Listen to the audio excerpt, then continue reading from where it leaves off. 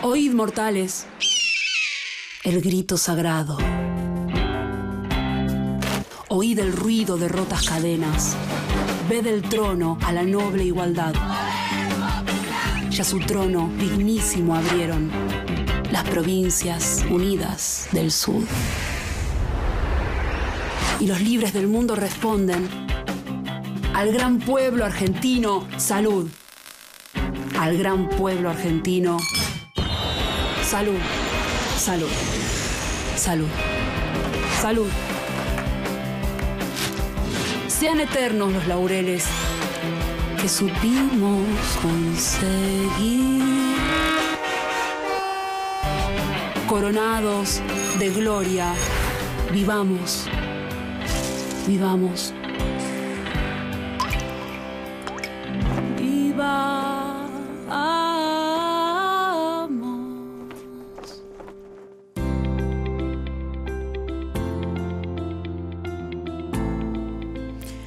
Buen día, chicos, chicas, changuitos, chinitas. ¿Cómo andan todos por ahí? Toda esa familia reunida delante del televisor. ¿Qué les voy a decir yo sobre la escuela que ustedes no sepan? Pero todos sabemos que la escuela es irreemplazable. Así todo, estamos en este contexto raro, en este contexto en que hay que quedarse en casa, y hay algunos contenidos educativos que se pueden ver en la tele, que se pueden escuchar en la radio y de los cuales podemos hablar un poco, no para suplir esa cosa fundamental que tiene la escuela, pero sí para repasar algunos temas, algunas cuestiones. Así que para eso estamos en este Seguimos Educando, sexto y séptimo grado, o sexto y primer año, según el lugar del país en el que se encuentren, y nos cuentan qué es lo que ven, qué es lo que andan haciendo mientras ven este programa, si sacan alguna foto de la tele, si hacen algún dibujito y le quieren mandar, bueno, cualquier cosa que nos quieran ir contando. Tenemos redes, @seguimoseducando en Instagram y @seguimoseduc en Twitter, pero además hay una página donde podés navegar gratis, sin gastar ningún dato, y podés tener toda la información ahí de lo que vamos repasando. Así que www.seguimoseducando.gov.ar.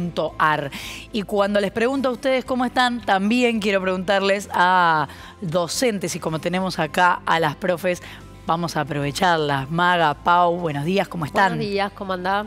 Buenos días, ¿cómo están? ¿Cómo les pinta el viernes? Porque es como una doble sensación, ¿no? Como se viene el fin de semana y hay un poco de descanso, pero al mismo tiempo nos quedamos sin clase. ¿Cómo es? Raro, con ganas de por ahí descansar un poco más, pero sabiendo que, como venimos diciendo, a veces las mujeres tenemos trabajo adentro de la casa también, ¿viste cómo Hay es? mucha tarea. Mucha tarea doméstica, cuidado de hijos y esas cosas. Seguro que los colegas docentes que nos están viendo saben de qué hablamos. Y vamos a extrañar mucho el contacto con los chicos y las chicas que sabemos que andan por ahí. Y seguro muchos profes, hombres también, se ocupan de la casa. Vamos, vamos. Sí, vamos, en casa vamos. sí, en casa está repartido, por Muy suerte bien. está repartido. Muy bien. ¿De qué vamos a hablar hoy, Maga? Bueno, hoy terminamos la semana y terminamos con figuras geométricas. Vamos a volver a repasar todo lo que vimos esta semana acerca de los cuadriláteros. Fundamental, porque mucha información. Mucha Pau, te digo. información, trabajan un montón ustedes dos. Hay Yo que las veo, repasar. yo las veo y seguro que los chicos y las chicas van construyendo todo esto de geometría re bien. ¿Y qué más tenemos, Pau? Después vamos a trabajar en sociales. Ajá. Vamos a abordar, venimos trabajando el tema de la globalización. Esta vez lo vamos a tratar de pensar un poquito desde el punto de vista de lo cultural que implica la globalización. Y después, hoy 5 de junio es el Día Mundial del Medio Ambiente. Wow. Wow. Wow. Lo que vamos a hacer es recordar un poco algunas cuestiones que venimos viendo en ambiente ya con los chicos y las chicas a lo largo de estas semanas, para pensar mucho en la importancia de cuidar el agua y en particular, sin querer ser Buenos Aires céntrico, pero sí vamos a ver el ejemplo del Riachuelo, que es el río que define el límite entre la ciudad de Buenos Aires y la provincia de Buenos Aires, que ha tenido mucha historia de contaminación y acuerdos para descontaminarlo y demás. Después de matemática y geometría, como siempre les proponemos, ejercicios. Vamos a hacer un poco de ejercicio en educación física, los chicos y las chicas a mover un poco el cuerpo ahí. En lengua vamos a cerrar la semana de ciencia ficción, haciendo un repaso de lo que fuimos viendo, y vamos a trabajar un poquitito más con este cuento Exilio de Héctor Westergel, con alguna sorpresita me parece que hay también. Me gusta la idea de sorpresita. Sí, Bueno, todo listo, entonces en un rato sucederá todo eso, pero vos ya sabes, hay algunos consejos que tenés que tener en cuenta en este contexto de cuarentena, sobre todo en este contexto de pandemia. Por ejemplo, hay que lavarse las manos a fondo, con frecuencia, usando desinfectante a base de alcohol, pero sobre todo con agua y jabón vamos bien, pero ya sabes, todo jabón en toda la mano y te refregas un rato largo. Evita tocarte los ojos, la nariz y la boca. Tenés que cubrirte la nariz y la boca con el pliegue del codo cuando vas a toser o estornudar. Ventila los ambientes. Desinfecta los objetos que uses con frecuencia y si tenés fiebre, si tenés tos o si hay dificultad para respirar, llamás al 107 en la ciudad de Buenos Aires, al 148 en provincia de Buenos Aires y hay un número a nivel nacional que es el 0800-222-1002. Atención. ¿Cómo prevenir virus respiratorios, incluyendo el coronavirus? Lavarse las manos frecuentemente, sobre todo antes de ingerir alimentos y bebidas y luego del contacto con superficies en áreas públicas. Al toser o estornudar, cubrirse la nariz y la boca con el pliegue del codo. Inmediatamente después, lavarse las manos. Evitar el contacto directo con personas que tengan enfermedades respiratorias. Si viajaste a países con circulación del virus y sos docente, no docente o estudiante, se recomienda aislamiento domiciliario por 14 días aunque no tengas los síntomas. Podrás solicitar licencia extraordinaria. Seamos responsables para evitar el contagio. Para más información, comunícate con el Centro de Salud de la Universidad Nacional de Río Cuarto. Nos avisó Maga que se venía el repaso de geometría y alguna cosita más, así que Maga, todo tuyo. Así es. Vamos a cerrar la semana con cuadriláteros. Estuvimos toda la semana trabajando con estas figuras geométricas que tienen 4 lados. Esa fue como la primera característica que vimos. Pero también vimos a lo largo de las distintas clases que de acuerdo a sus lados, a sus ángulos, también varían, ¿no? Sí. Y tienen distinto nombre. Vamos a repasarlo un poco. Teníamos este cuadro que hicimos acá y yo también traje otras nuevas figuras que corresponden a este cuadro. Bien. Para también ir como repasando. Por ejemplo, este es el romboide, dijimos. Sí. ¿Por qué? Porque tiene 2 pares de lados paralelos. Y los voy a ir pegando acá. Muy bien. Y tiene un ángulo recto, que es este que está acá. Perfecto. Este es el rombo. No, sí, el rombo. Tiene los 4 lados iguales. Este también es otro cuadrilátero que tiene los 4 lados iguales, pero a diferencia del rombo tiene sus ángulos rectos. Y se llama cuadrado. Sí. Casi el más fácil. Casi el más conocido. Sí. Igual que este. El rectángulo. Que también tiene sus 4 ángulos rectos, pero a diferencia del cuadrado, tiene 2 pares de lados paralelos y congruentes. Estos 2 son iguales y paralelos y estos 2 son iguales y paralelos. Y también vimos que hay trapecios. Sí. De todo tipo. De todo tipo. ¿Cuáles son los trapecios? Tienen un par de lados paralelos y este, por ejemplo, que tiene ángulos rectos, se llama rectángulo. Bien. Y a la vez, como vemos estas marquitas que nos dicen que estos 2 lados son iguales, se llama isósceles también. Bien. Este es otro trapecio isósceles, que tiene acá estos 2 lados iguales, que son los no paralelos. Claro. Y este par de lados paralelos, que son distintos, o sea, no congruentes. Bien. También está este trapecio, que es escaleno, que tiene todos sus lados distintos. Ajá. Por eso no hay ninguna marquita. Y este, que es el trapezoide, que también tiene todos sus lados distintos. Sí. Y vimos al principio, en la primera clase, una figura así que dijimos que se llamaba polígono. Sí. Que en este caso tiene 2 pares de lados iguales. Bien. Tiene ángulos agudos y obtusos este. Yo vengo diciendo así rápidamente que cómo son sus lados.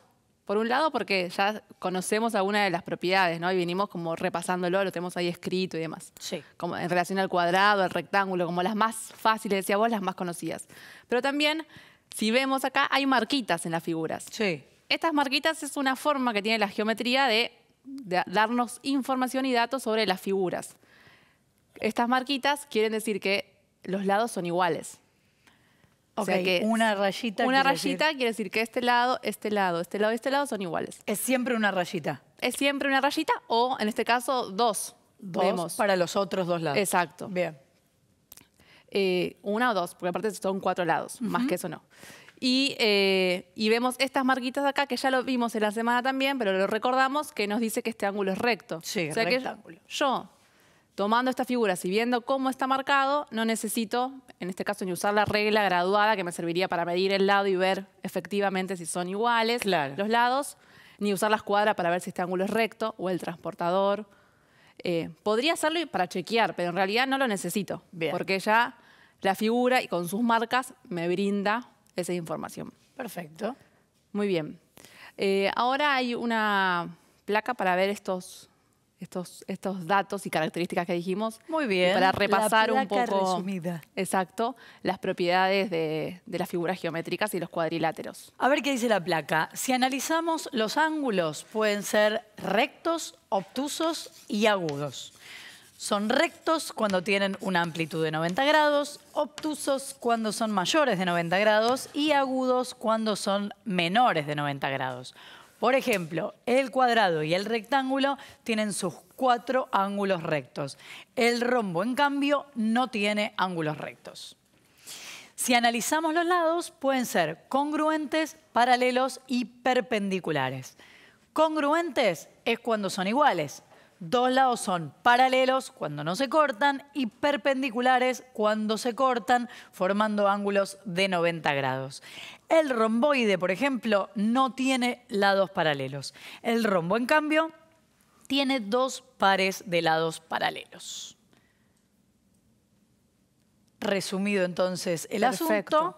Y algo más que no dijimos acá porque a simple vista no se ve, pero que están y que lo vimos ayer con las construcciones, son las diagonales. Sí. Que fue lo último que hicimos ayer. Que vimos también que en los cuadriláteros las diagonales nos brindan mucha información acerca de sus características y propiedades. Totalmente. Vimos que ayer vimos 3 casos puntuales, el del rombo, el del cuadrado y el rectángulo. Y vimos que sus diagonales se cortan en su punto medio, pero de acuerdo a si son, lo que dijiste recién, congruentes o perpendiculares, es el cuadrilátero que nos da. ¿No? Las diagonales del rombo, además de cortarse en su punto medio, son perpendiculares y son distintas, no son Sí. congruentes. En cambio, en el cuadrado, además de cortarse en su punto medio, son perpendiculares y son congruentes. Y en el rectángulo no son perpendiculares y son congruentes. Bien. Que fue algo que también vimos ayer y que nos brinda información. Perfecto.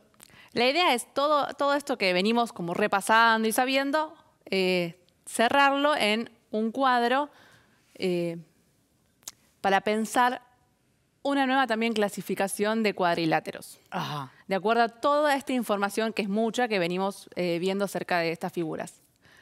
Entonces, la idea es, primero, analizar un poquito estas 4 afirmaciones. Bien. A modo de repaso un poco y a modo de entrar en tema para pensar puntualmente los lados y su paralelismo, digamos. Vamos. La primera dice, los cuadrados tienen 2 pares de lados paralelos. Sí. Bien, acá tenemos el cuadrado. Si yo quiero pensar en sus lados, puedo primero ponerle las letras a los vértices, ¿no? Para pensarlo como más, también empezar a escribir más geométricamente y Ajá. pensar que si el segmento AB, que es este lado, es paralelo, sería, que eso quiere decir paralelo, al segmento CD. Bien. Bien.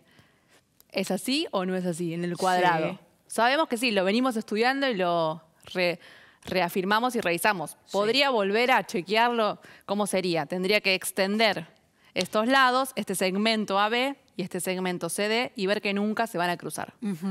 Ya lo sabemos, Sí. lo hicimos esta semana.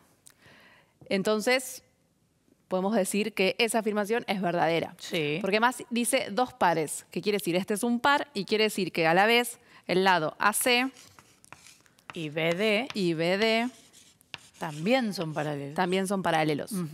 Bien. Entonces vamos a ponerle una B de verdadero. Bien. Bien.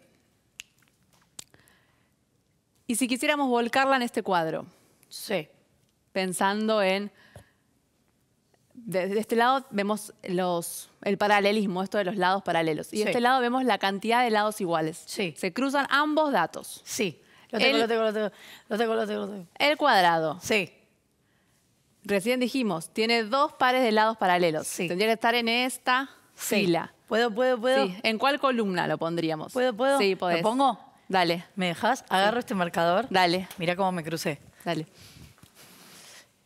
Acá. Exacto. ¿Pongo? Sí, pon el cuadrado. ¿Lo dibujo o pongo cuadrado? Como vos quieras. No, pongo cuadrado. Así. Se ve. ¿Se ve? Perfecto. Sí, se ve. listo. Esto es todo lo que tenía para aportar. Gracias, Muy bien, buenas tardes. excelente. Bien. El cuadrado tiene 2 pares de lados paralelos y sus 4 lados iguales. Sí. Perfecto. La segunda afirmación dice, los rectángulos tienen 2 pares de lados paralelos y congruentes. Ajá. ¿Qué era congruentes? Que eran Iguales. iguales. Bien. Acá lo mismo. Si le ponemos, podemos ponerle letras, podemos seguir poniendo otras letras. E, F, G, H. Yo las Sería letras- 2 pares de lados paralelos y congruentes entre sí. Sí, Ok. pero no 4. Claro. Claro, no. Tiene Dos. 2 pares de lados paralelos, un par de lados paralelos y congruentes, un par de lados paralelos y congruentes. Claro. No tiene 2 pares. Entonces. Sí, sí. O sea, es relativo. Acá podemos pensar en que es relativo, porque los 4 iguales no son. No. O sea, si queremos ajustarnos a este cuadro, en esta columna no tendría que estar. No. Pero sí tiene 2 pares de lados paralelos Sí. y congruentes. Sí. No entre sí, Ah, ok. pero tiene un par y otro par. Bien. O sea, podemos poner la verdadera haciendo esta salvación de que no es entre sí, no son los 4. Bien. Está bien esa aclaración porque Sí. sí, confunde. Perfecto. Y entonces, como dijiste, en esta columna no estaría. No. ¿Y dónde estaría? ¿Tiene ningún par de lados iguales? ¿Tiene solo un par de lados iguales? ¿Tiene 2 pares de lados iguales entre sí? Tiene. Ah, entre sí. Espera que me mareé. 2 pares de lados iguales entre sí, solo un par de lados iguales, ningún par de lados iguales. No, tiene 2 Tiene pares dos de lados pares iguales entre sí. Claro. Confunde. Por eso acá es más fácil poner 4 lados iguales, para que Claro. no haya confusión. Pero sí, en cantidad de lados, o sea, tiene 2 pares. Porque Bien. si no, esta aclaración está porque si no fuese un solo par, digamos, sería, por ejemplo, el trapecio. Bien. Perfecto. Entonces el rectángulo lo pondríamos, voy a poner el mismo color que vos. Para ser Sí, prolijo. pero después ponete, Dale. porque así nos hacemos lío. Le ponemos ahí y Ya te está. tiro en la mano, mira. Dale. Ahí va. Bien. Así de paso mostramos cómo es ¿Cómo es esto de...? esto de pasarse algo y de después hacer- tener que protegerse antes de tocarnos la cara. Y sí, Bien. que nos va a pasar cuando volvamos, así que está bien que Claro. lo vivenciemos porque no nos vamos a... Hay que acostumbrarse. Bien, acá está el rectángulo. Ay, había que ponerlo todo derecho. No, no, Y no, yo lo puse así. no había que, no había que. No hay renglón. Bueno, La tercera dice, Sí. el rombo y el romboide tienen 2 pares de lados paralelos. bueno, Acá tenemos al romboide y al rombo. sí. Lo que pasa es que me parece que el rombo sí y el romboide no. ¿O no? Bien, a ver, analicémosla. Sí. Vamos de a una. El romboide Sí. tiene este lado y este lado. ¿Son paralelos? Si yo extiendo esto acá y esto acá. Sí. Se van a juntar. Se van a juntar. O sea, estos Sí. 2 lados no son paralelos. No. Lo mismo me va a pasar acá. Sí. O sea, el romboide no tiene lados paralelos. Yo no puedo hacer esto, poner esto, digamos, en el romboide. No. Sí tiene 2 pares de lados congruentes. Sí. ¿No? Estos 2 son iguales y estos 2 son iguales. El rombo tiene, sí, 2 pares de lados paralelos, esto que decías vos. Por eso acá, en este caso sería falsa, porque la Por mitad sí, tramposa. la mitad no, digamos. Claro, una sí y una no. Sí, porque en realidad estos dos figuras no comparten esa propiedad que es el Característica, paralelismo, digamos. No son, Entonces no. entonces no. Bien, Mirá, ¿querías ver no. si estaba atenta? estás atento. Estaba. Bien. Y Como también es falsa, vamos a pensar que entonces por ahí no están en el mismo casillero acá. No. Veamos. Vamos de a una. El romboide. Sí. ¿Tiene lados paralelos? No. No tiene ninguno. O sea que iría en esta fila. Sí. ¿Y sus lados son iguales? ¿Tiene Tiene algún dos lado? pares de lados iguales entre sí. Bien, entonces iría... Si no la veo, no lo sé, ¿eh? La tengo que ver. Bueno, no está mal. Es difícil acordarse. No está mal. Fue una semana de geometría, tampoco es que... Claro, y lo otro me queda un poco lejos. Entonces acá va el romboide. Bien. ¿Y el rombo? Y el rombo tiene Pensemos primero en el paralelismo. ¿Tiene pares de lados paralelos? Tiene dos pares de Tiene lados dos pares de paralelos. lados paralelos. Bien. Sí. ¿Y tiene lados iguales entre sí? Y ves que ahí le compliqué con... Sí, tiene 4 lados iguales porque está marcado con la liñita de que los lados son iguales. Entonces acá va. No la complicaste, entran los dos. Perfecto. Bien. Bien. Y la última dice, los trapecios no tienen lados paralelos. Los trapecios no tienen lados paralelos. Falso. Acá están los trapecios. Porque, permiso, me acerco, ¿eh? Sí, sí, sí. Un lado siempre, Ah, no, siempre no. En esta no. Si no me equivoco. No, este es un trapezoide. Claro.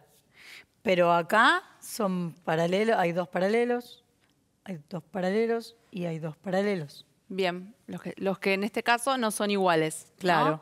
En el trapecio rectángulo, dijimos que era rectángulo porque tiene un ángulo recto, hay un par de lados paralelos. En el trapecio se llama escaleno porque tiene estos dos lados iguales, que no son paralelos porque si los prolongo se van a juntar acá una puntita, pero estos dos sí son paralelos. Sí. También tiene un par. Y este trapecio que se llama escaleno porque todos sus lados son distintos, por eso no hay ninguna marquita, también son paralelos. Ajá. Podríamos corroborarlo si lo Bien. extiendo para que no nos queden dudas, pero si yo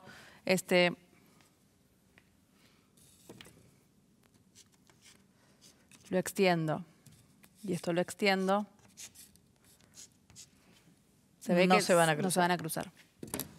Bien, entonces los trapecios no tienen lados paralelos, Falso. es falsa, porque tienen, aunque sea, uno. Bien, ¿y dónde la pondríamos? Acá tenemos que hacer una salvación porque no van todas en el mismo, Claro. en el mismo casillero, digamos. ¿No? Pensemos entonces una por una. El trapecio rectángulo. Sí. En cuanto a su paralelismo, o sea, sus lados paralelos, tiene, dijimos, Un par de lados solo un paralelos. par de lados paralelos. Sí. Y en este caso, estamos hablando de estas figuras, porque Sí. podría haber otra, o sea, esto está bueno aclararlo, no es que todos los trapecios rectángulos son, en este caso, isósceles. Claro. Que tiene dos lados, pero yo también podría hacer este lado más largo, ¿no? Bien. Sí, todos los trapecios rectángulos tienen un ángulo recto. Sí. Eso es por definición. Pero en cuanto a su medida de lados, este caso y el que estamos analizando, que es este puntual, tiene dos lados iguales. Sí. Entonces, como es isósceles, ¿dónde lo pondríamos? Dijimos un par de lados paralelos, o sea, en el del medio, Sí, y un par de lados iguales. bien. Acá iría el trapecio rectángulo, este que tenemos acá. Sí. Trapecio nuestro sería. Perfecto. Igual cualquier duda, si la tienen, escriben por WhatsApp 11 3262 6362. Anótense. Bien, este es un trapecio isósceles, Sí. también tiene un par de lados Paralelos. y Y un par iguales. Bien, entonces también iría acá, Misma situación. lo mismo. Sí. Lo mismo igual, estamos analizando estas figuras puntuales, Las que tenemos. isósceles. Sí. Bien. Y este trapecio que es escaleno, No tiene ningún lado vimos que, igual. exacto, pero tiene este par sí que son paralelos. Sí. Estos dos, no. Si yo acá prolongo este segmento y prolongo este segmento, se van a unir. Entonces, solo un par de lados paralelos. Y ningún par de lados iguales. Claro. Trapecio escaleno. Bien. Bien. Perfecto. Como vimos, recién pensamos en el paralelismo, dijimos. O sea, Sí. de acuerdo a la cantidad de lados paralelos, yo puedo también clasificar a las figuras geométricas, a los cuadriláteros. Y también vimos cómo son sus lados entre sí, si son congruentes o iguales o no son congruentes o iguales. ¿Bien? O sea que también hoy, para cerrar la clase, pensamos en como una nueva clasificación de cuadriláteros. Hasta ahora habíamos pensado que los podíamos clasificar teniendo en cuenta, o sí, caracterizar, describir, teniendo en cuenta sus ángulos, sus lados. Pero acá vemos que, de acuerdo a su paralelismo y a cómo son sus lados en cuanto a su congruencia, pueden denominarse de distinta manera. Y acá están los nombres, digamos. Aquellos cuadriláteros que no tienen ningún par de lados paralelos, que no tienen ningún par de lados paralelos, se llaman trapezoides. Puede ser que a la vez tengan dos pares de lados iguales entre sí, como el romboide. Sí. O puede ser que que no lo pusimos, pero lo podemos poner ahora. Este es un trapezoide, que en este caso ninguno de sus lados es igual. Claro. O sea, lo podría poner acá. Lo voy a agregar.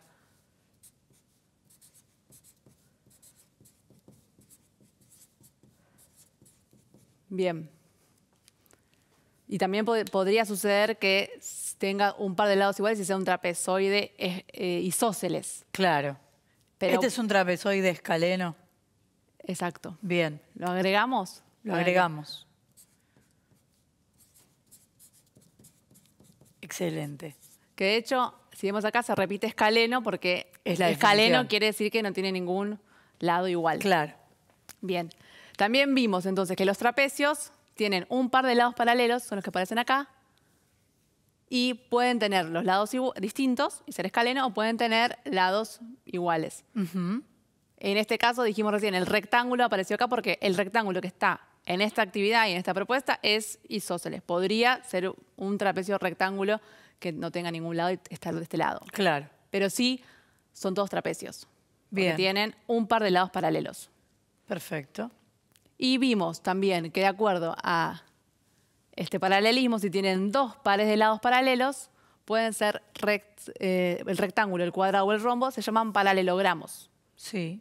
Que cuando arrancamos al principio que teníamos estas figuras, vimos acá, este era como el paralelogramo por definición, digamos, Sí. que no tenía ningún ángulo recto y que tiene sus dos pares de lados paralelos y dos ángulos obtusos y dos ángulos agudos. Este es como el clásico paralelogramo cuando uno busca en internet. Claro. Pero también el rectángulo es un tipo de paralelogramo, el cuadrado y el rombo. Bien. Cada uno tiene sus características. El rectángulo, como dijimos, tiene solamente dos pares de lados congruentes y paralelos, respectivamente, digamos, y el cuadrado, a diferencia, tiene los cuatro iguales. Perfecto. Y el rombo tiene los cuatro iguales. Y la diferencia entre estos dos es que uno tiene ángulos rectos y otro no. Claro. Como para también como ajustar ahí un poco la diferencia. Bien. Impecable. Bien. Hay una placa que para como cerrar y repasar esta nueva clasificación de los cuadriláteros de acuerdo a su paralelismo. A ver, para resumir la placa, entonces, dice lo siguiente. Clasificación de cuadriláteros según sus lados paralelos. Trapezoide, ningún par de lados paralelos. Trapecio, un par de lados paralelos. ¿Están anotando? Paralelogramo, dos pares de lados opuestos paralelos.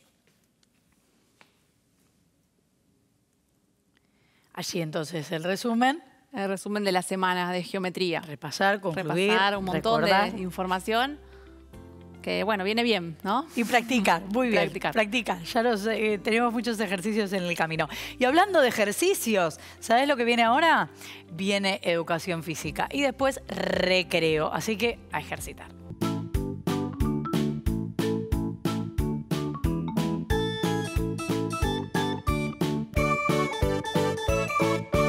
Hola, ¿cómo están? Mi nombre es Florencia, soy la profesora de Educación Física. Sabemos que estamos todos en nuestras casas, así que es por eso que hoy les traje una actividad para que puedan hacer y que puedan divertirse. La habilidad es patear. Para este juego vamos a necesitar pelotitas. Yo tenía pelotitas de tenis, también usé pelotitas hechas con bollitos de papel.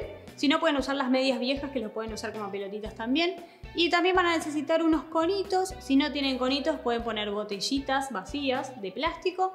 Y si no, mismo pueden poner unas zapatillas. ¿Por qué? Porque las vamos a tener que ir pasando en zigzag. ¿Qué voy a hacer con este juego? Voy a tener que llevar las pelotitas hasta el otro lado de a una. Y como dijimos recién, va a ser en zigzag, pero lo voy a tener que llevar pateándolo con los pies. Así que hasta que no termine de llevar las 3 pelotitas, el juego no termina. ¿Están listos y listas para patear? Vamos.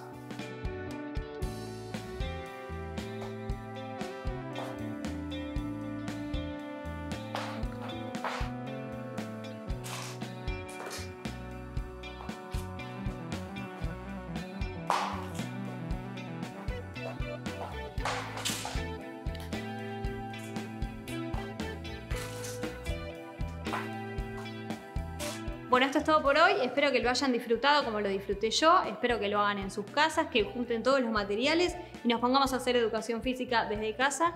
Cuídense, nos vemos en la próxima actividad.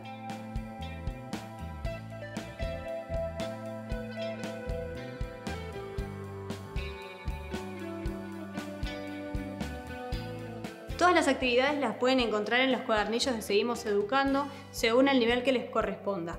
Para obtenerlos impresos u online, pueden conseguirlos en esta página.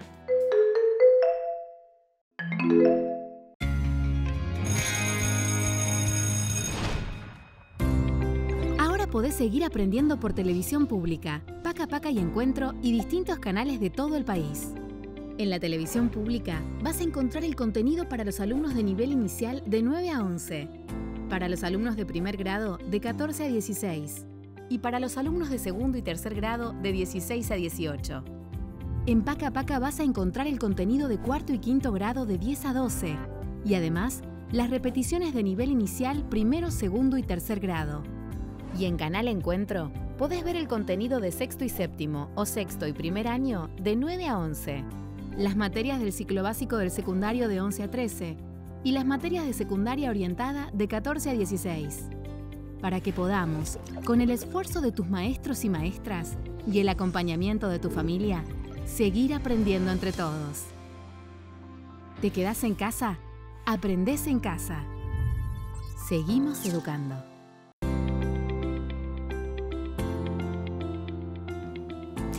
Y después de ejercitar un ratito, después de un poquito de descanso, llega el momento de volver a la ciencia ficción, Pau. Sí, vamos a cerrar la semana revisando, repasando algunas de las cuestiones que ya vimos sobre la ciencia ficción, no para cerrar el tema, sino para poder asentar algunas de estas cuestiones.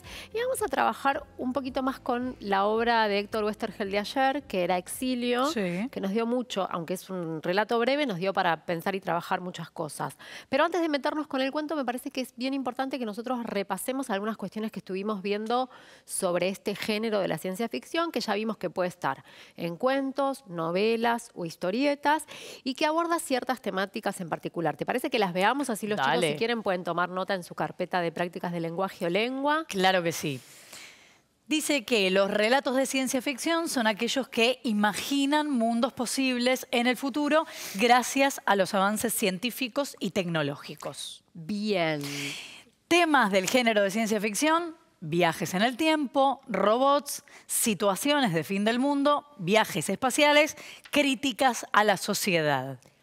Ahí un poco resumiendo la cuestión. Estas cuestiones que fuimos viendo de todos estos días, que Pablo Campana nos explicaba algo de esto de que si bien es un género que plantea historias que no existen, que no son de nuestra realidad, tienen esta característica de realistas porque tienen que buscar en sus argumentos o en el desarrollo de la trama de estos mundos que no existen en nuestra realidad un acento en los argumentos científicos de los avances tecnológicos en el cual los autores apoyan esa realidad literaria que crean, si se quiere. Claro, algo que No es un poco más cercano, más Claro, familiar. por ejemplo, si lo tuviéramos que diferenciar de los cuentos de los hermanos Grimm o los cuentos de hadas, Sí. donde aparece un ser que tiene poderes o mágico o Y vuelo. porque sí. Claro, que no es real, digamos, no tiene que ver con nuestra realidad, pero es muy fantástico y fantasioso. Aquí es una realidad inventada, pero que tiene mucho que ver con las características humanas de nuestra sociedad, y el juego que se hace es como si corriéramos los bordes de la realidad e imagináramos cómo los avances científicos o tecnológicos podrían dar lugar a conocer más cosas o conocer cosas que suceden en otros mundos o en otros tiempos. Claro. ¿Sí? Por eso te transcurren en estas temáticas que veíamos recién. Hay una pregunta súper interesante por la inteligencia artificial, por ejemplo. ¿Qué nos diferencia de las máquinas? La capacidad de razonar y de tomar decisiones. Por ahora. Por ahora. ¿Se podrá crear robots y vida inteligente artificial que tenga eso o no? Entonces, por eso aparece muy fuerte la temática de los robots con toma de decisiones o características de este tipo. Y que antes era inimaginable y de a poco empieza a ser más cercano. Hay algo de eso que sí, después hay algo de la capacidad humana de sentir y de tomar ciertas decisiones, Que nos teniendo gusta en cuenta pensar muchas que- variables, que queremos seguir pensando que somos únicos y únicos como especie Sí. y que nada de esto va a poder ocurrir, pero sí, muchas de estas cosas dan sustentos a que se creen narrativas de la mano de la pluma de la pluma o del teclado, ¿no? Claro. Ahora ya de los escritores que abordan esta temática. Entonces, las preguntas, habíamos hecho el ejercicio de esto de una pregunta original que pueda guiar esta relato que nos lleva a la ciencia ficción o a construir mundos de la ciencia ficción. Como tiene que el ver disparador. como disparador. ¿Cómo va a ser el mundo en el que vivimos dentro de mucho, dentro de poco? En cuanto a plazos, ¿no? Vimos una historia que nos llevaba 800.000 años. Muchísimo. Y otras menos. ¿Cómo puede llegar a ser la posibilidad de conquistar otros planetas y conocer la vida en esos otros planetas, si se pudiera? Y determinadas cuestiones que movilizan la inquietud y dan lugar a la creatividad de poder pensar cómo es eso. Y lo interesante también, que figuraba recién ahí en la placa que leíamos, chicos, chicas, es que muchas veces es un género muy propicio para hacer una mirada crítica sobre nuestra propia sociedad, tal cual la conocemos hoy, e introducir en forma literaria críticas a esa vida, ¿sí? Que a muchas veces los autores y las autoras de este género utilizan para pensarlo. Algo de eso veíamos en Exilio, y a mí me gustaría detenernos un poquitito más en este relato que ayer lo volvimos a abordar con esa trivia de ver qué aparecía, que no sé si ustedes recuerdan, chicos, chicas, que es un narrador testigo que está viendo, junto con los otros habitantes de Helo, a un ser humano que sale de un grupo, unos restos de metal, que no podíamos definir exactamente qué podían ser, si era una nave, un meteorito o su propio traje espacial o algo del estilo,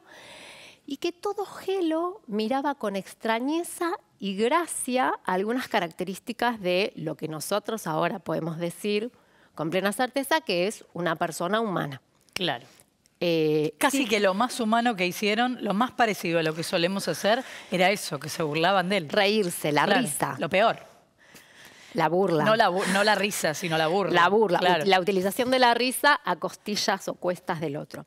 Entonces, lo que yo les quiero proponer es, si podemos volver a hacer una escucha atenta del relato que era breve, vos nos ayudás, Flor. Pero claro. Y a partir de eso, chicas, bien atentos, porque la actividad de hoy, ¿cuál va a ser? Y vamos a tener una sorpresita que nos va a ayudar a poder completarla y elaborarlo juntas para terminar esta semana.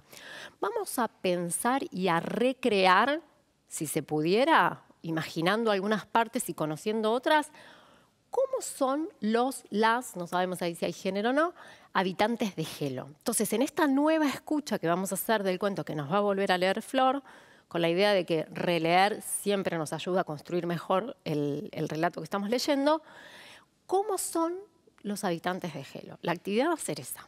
Pensar en eso, prestar atención a eso. Construirla y describirla. Entonces, en esta escucha, de todo lo que vamos a ir escuchando, vamos a ir seleccionando con más atención, y si quieren pueden, en esta nueva escucha, ir tomando algunos apuntes o algunas características que aparezcan de cómo son los habitantes de Helo.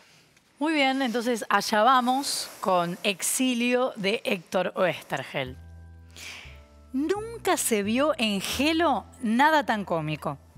Salió de entre el roto metal con paso vacilante, movió la boca. Desde el principio nos hizo reír con esas piernas tan largas, esos dos ojos de pupilas tan increíblemente redondas. Le dimos grubas y linas y quialas, pero no quiso recibirlas, fíjate, ni siquiera aceptó las quialas. Fue tan cómico verlo rechazar todo que las risas de la multitud se oyeron hasta el valle vecino. Pronto se corrió la voz de que estaba entre nosotros, de todas partes vinieron a verlo. Él aparecía cada vez más ridículo, siempre rechazando las quialas, la risa de cuantos lo miraban era tan vasta como un temporal en el mar.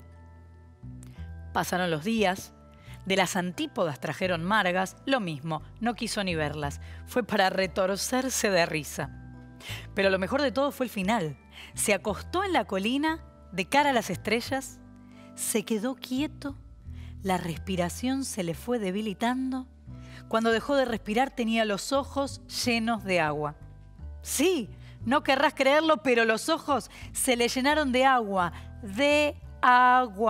como lo oyes. Nunca, nunca se vio en Gelo nada tan cómico. Bien. Hay algo súper interesante, chicos, chicas, a ver si pudieron hacer esta escucha atenta, que de cómo describe este testigo habitante de Gelo a la persona humana, es que nosotros podemos inferir, ese verbo es súper importante porque no está explícita la información, sino que por cómo se presenta la información, yo puedo inferir cómo son los habitantes de Gelo. Eso te iba a decir, porque no es que dice nosotros que somos así o así, no dice. No, da información que para construir cómo son los habitantes de Gelo podemos seleccionar e inferir. Parecido a cuando, ¿se acuerdan cuando Flor y Maga jugaron a esa especie de quién es quién de los cuadriláteros? Sí. Que yo te digo algunas características, entonces vos sabés cómo no es. Claro. Ustedes decían, bueno, es rubio. Si es rubio, entonces no es ni Pedro, ni Juan, ni Montoto. Claro. Porque esos son morochos, ¿sí? Totalmente. Como una cosa de hacer inferencias por observar las diferencias a lo que sí aparece. Entonces vamos a, en la carpeta podemos anotar viernes 5 de junio, seguimos trabajando con ciencia ficción.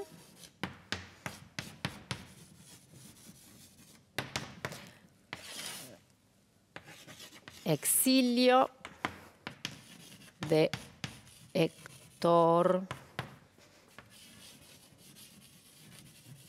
Ahí va. Excelente. Y entonces la actividad que estaríamos haciendo sería cómo son los habitantes de Gelo.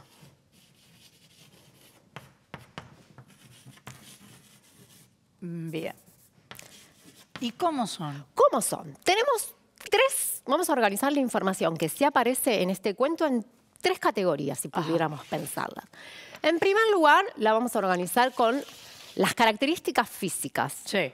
¿Nos dice este relato cómo son las características físicas de los habitantes de Gelo? No, pero la forma en la que cuenta cómo son las características de las personas humanas nos pueden dar algunos indicios para inferir cómo son las de ellas. Como lo que le resulta raro de las características humanas. Claro, o lo que se enuncia como con una diferencia grande Claro. a lo conocido hasta ese momento por estos habitantes. Claro.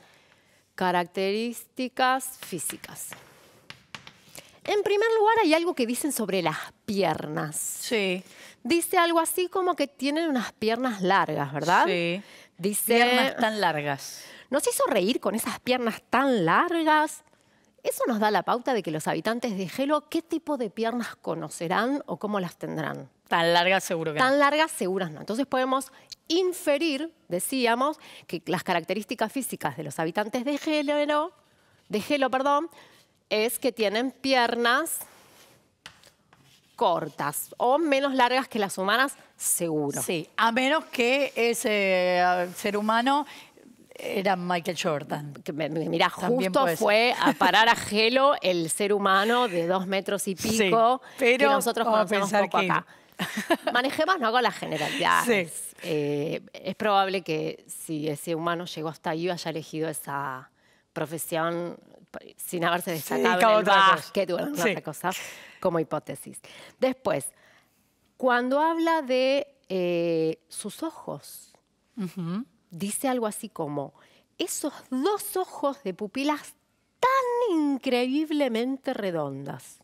Entonces eso nos puede hacer preguntar cómo son los ojos de los habitantes de Gelo. ¿Y cuántos? Porque ¿Y dos. ¿Por qué diría cuántos? 2? Exactamente. Entonces vamos a anotar aquí. Ojos. Nos podemos hacer la pregunta de si tiene 2. Parecería que tengan 2 ojos, al mencionar la cantidad, nos podría generar la pregunta de que si tienen más o menos. Claro. ¿Sí? Entonces nos ponemos entre signos de preguntas. Ojos, 2. Si pusiéramos que tienen más, es coherente con la descripción que hace de la persona humana que llega ahí, que tiene 2. Y después habla de las pupilas perfectamente redondas. Entonces podemos pensar que los ojos, además de no ser necesariamente 2, pueden tener forma no circular. Claro. Lo cual nos da muchas posibilidades también. Sí. Algo de esto han visto ustedes con las formas en geometría con Maga. Totalmente. Pueden ser cuadradas, triangulares, pueden ser irregulares entre sí, que si hay más de, no es un par de ojos iguales, sino que sean varios y con distintas formas. Claro. Todo un mundo para imaginar en estas características. Totalmente. Y después, de las características físicas, no aparece tanto más. Esto ya es un montón, porque además tenemos un montón de decisiones para tomar.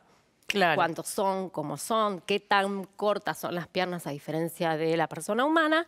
Después tenemos, además de las características físicas, la personalidad. Bueno, lo primero que supimos es que son burlones. Bien, podemos poner... ¿Conocen la risa? Sí. Porque eso lo nombran. Burlan la diferencia, Sí. ¿no?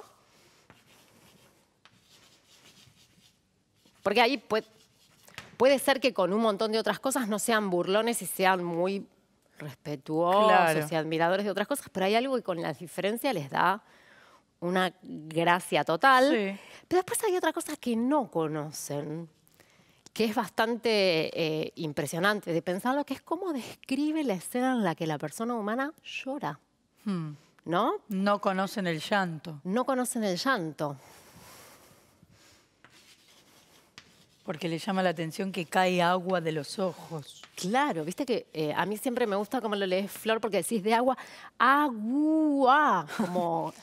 ¿tiene Claro, agua ¿qué en hace los el agua ojos? ahí? ¿Qué le pasa? Claro. Hay que ver qué cantidad de agua hay en el planeta y algo de esto por ahí también tiene que ver con su planeta en particular. Ahora que lo pones en términos de personalidad, podríamos pensar también que son amables porque le ofrecen muchas cosas, ¿no? Bien.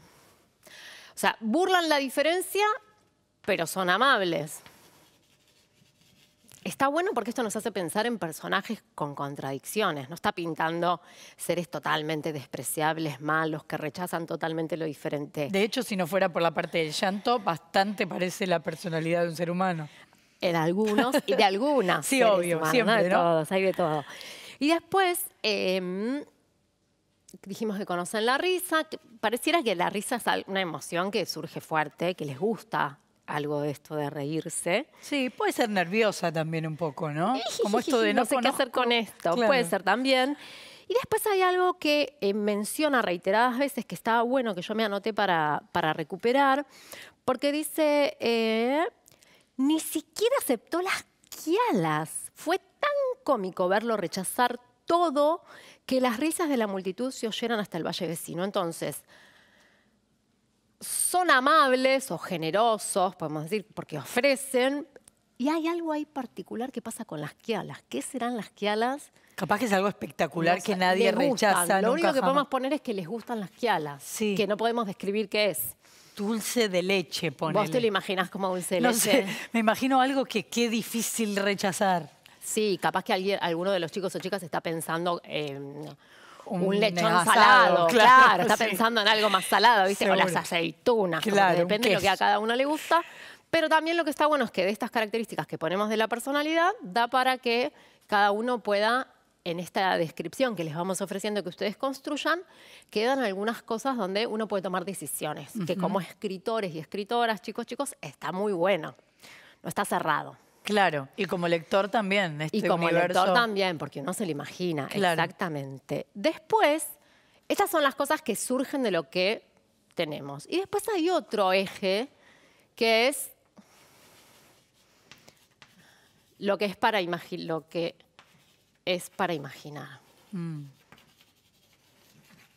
O de lo que no sabemos nada, ¿no?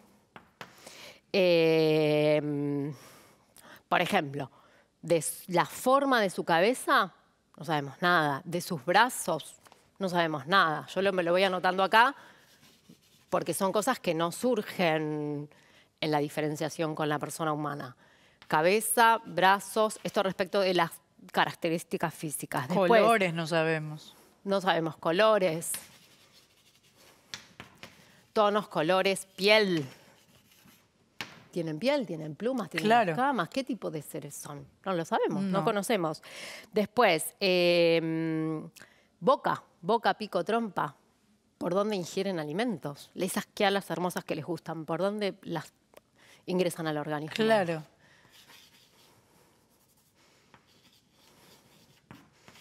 Digo como algunas cosas que se me fueron ocurriendo a mí, seguramente los chicos y las chicas con mucha imaginación podrán construir. Bueno, ¿qué serán las quialas también para imaginar, ¿no? Porque, qué sé yo, a lo mejor es una planta espectacular. Exactamente, de qué se alimenta. Y después otras preguntas que yo no las voy a llegar a anotar, pero que también pueden empezar es, bueno, ¿cómo manifiestan la tristeza si no lloran? Claro. ¿Conocen esa emoción? O Eso. no, es un planeta en el que no se conoce la emoción de la tristeza. Mira. No le llama la atención las estrellas, porque cuando la persona humana se acerca a mirar las estrellas, le genera mucha novedad o Claro. gracia, ¿no? A ellos la novedad es gracia, Sí. ya lo vimos ahí. Ahora, de todas estas cuestiones y de la información que tenemos, estaba bueno, nos parecía que estaba bueno detenernos en un análisis como más profundo de estos personajes en particular, porque se acuerdan que esta semana trabajamos bastante en el texto descriptivo, que lo estamos trabajando en particular para el género de ciencia ficción, pero que después hay algo de esta capacidad de ir animándose a escribir en profundidad, que está bien interesante para tenerlo como recurso cuando uno lea o escriba, que sabemos que van siendo actividades complementarias. La sorpresa que yo venía anunciando es que pudimos contactar a un ilustrador que tuvo la fortuna de trabajar con Héctor Westergel, además de otras obras y autores con los cuales se vinculó, que trabaja mucho esto, porque si es ilustrador y hace historietas, lo que hace es traducir de textos y de descripciones a imágenes. Ustedes saben que la historieta como género tiene la particularidad de narrar las historias a través de ilustraciones o dibujos. Entonces, poder escuchar un poco cómo es ese trabajo, nos parecía que estaba interesante para colaborar con toda esta creación de los habitantes de Gelo que le proponíamos a los chicos y a las chicas. Claro, porque la escuela es irreemplazable, lo decimos desde un comienzo, pero ¿cuáles son las ventajas de esta particularidad de tener esta especie de clase en televisión? Bueno, que podemos hablar con algunos de los protagonistas de los cuales estamos conversando o de los cuales estamos aprendiendo cosas, y en este caso tenemos el gustazo de hablar, como decía Pau, con un dibujante que además de muy talentoso ha tenido la dicha de trabajar con Héctor Westergel, así que vamos a saludar a Horacio Lalia. Horacio, ¿cómo estás? Bien, gracias. ¿Y ustedes? Bien, muy bien. Un honor para nosotras hablar con vos, aquí Pau y yo, esperando conocer algunas cosas, sobre todo de tu trabajo. Nos preguntábamos esto de ser dibujante, de ponerle caras, cuerpo, colores a algunas de las cosas que vas leyendo, que vas creando. Contanos cómo es ser dibujante, ¿qué quiere decir? Bueno, es una pregunta interesante. Yo calculo que tiene que ver con el gusto con respecto a retratar o a conseguir cosas, poder expresarlas, y no creo que haya otra cosa distinta en el dibujo. Es agradable trasladar cosas y al mismo tiempo tratar de crear mundos de acuerdo a los textos. El dibujo creo que es eso. ¿Cómo es que alguien decide ser dibujante? ¿Vos dibujabas de chico, leías historietas, eras bueno dibujando y te decían te tenés que dedicar a esto? ¿Aprendiste dibujo? Bueno, sí. En realidad siempre tuve facilidad para el dibujo. Desde muy chico tenía facilidad para el dibujo. A mi padre ya le habían dicho cuando yo salí de 6º grado de que tenía esa inclinación que podía ser artística por la facilidad que yo tenía para trabajar. Sí, después con el tiempo tuve la suerte de ser ayudante de profesionales y al mismo tiempo hice los cursos de historieta en la Panamericana de Arte y en IDA, después, justamente teniendo como profesora a Alberto Breccia. Pero Recién estábamos hablando de una obra de Westergel y venimos hablando esta semana de su obra en general. ¿Qué significó trabajar con él? ¿Quién fue él para vos? ¿Qué nos puedes contar? bueno, con Héctor tuvimos el primer contacto cuando yo era ayudante de Breccia ya por el 59, que se estaba preparando una historia. Y yo era ayudante de Alberto me lo presentó, Alberto Breccia me lo presentó a Héctor. Después tuve la suerte yo de que cuando comencé a trabajar en el 64, él estaba como director en Hora Cero, la revista, y fue el que me dio el primer trabajo.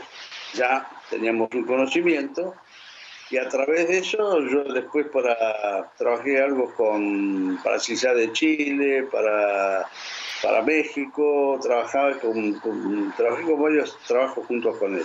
Una persona muy agradable, muy inteligente, muy preparada y sobre todo muy humilde, que era fundamental.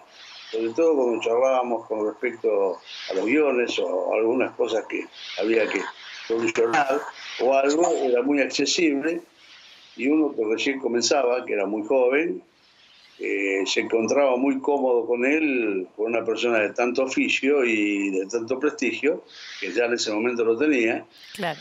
Y muy, muy humilde, muy fantástico, muy leído, evidentemente una persona muy culta, muy agradable como persona. Está bueno eso, pensar que los que dibujan, los que escriben, los que crean historias, no es solamente gente con mucha imaginación, sino gente que se preparó mucho para eso, ¿no? Sí, por supuesto, claro, lógicamente. Y que se ha preparado para esto. Por supuesto, teniendo la tendencia o esa facilidad para poder hacerlo. Pero fundamentalmente yo, aparte de, te vuelvo a repetir, aparte del talento que él tenía, sí. Lo que sí valoraba mucho, lo que ya te comenté, que era la humildad que él tenía en cuanto a cómo era con el trato y todo. No era una persona subida a ningún lado. Claro. Eso era muy... Claro, eso también lo marca en un lugar interesante. Y vos podrías decir que en tu historia el terror o las historias de terror, los cuentos de terror o las historietas de terror, ¿significaron algo especial? ¿Podrías decir que te dedicaste especialmente a eso? ¿Qué te pasa con las historias de terror? Bueno, yo en realidad siempre tiene mucho que ver cómo uno trabaja con respecto a los detalles y una serie de cosas, sobre todo a los climas.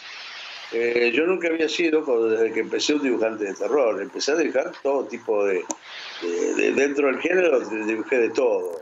De la historieta. Dentro de la historieta dibujé de todo, el cowboy, el policial, no tanto lo que podía ser el dibujo más amoroso, pero porque no era... No tanto la historia de amor. Claro, exactamente. Hice muy pocas cosas de esas, pero de cualquier manera, después dentro del género toqué casi todos los temas. Realmente lo que viene por el terror, que viene por añadidura, porque yo en realidad soy un dibujante en general de todos los climas de terror, porque me dediqué a partir del año 88-89 a hacer una vieja idea que yo tenía de adaptar cuentos de la literatura. Y ahí sí me dediqué a la literatura de terror. ¿Y eras un apasionado de leer terror?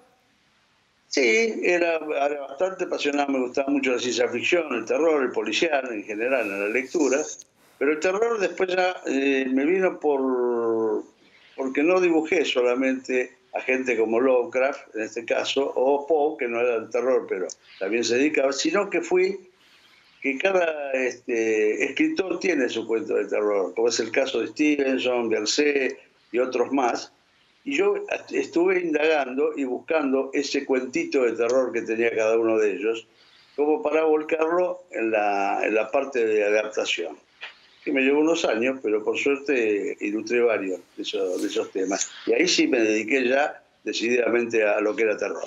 Horacio, te voy a comunicar con Paula, profe, que además de saber un montón de todo esto, es muy fanática de la ciencia ficción, así que seguro que el terror le copa también. Sí, me copa, y sobre todo hay un verbo que vos usaste recién que está bueno para retomar y trabajar con los chicos y las chicas que por ahí están viéndonos, que vos usaste el verbo adaptar.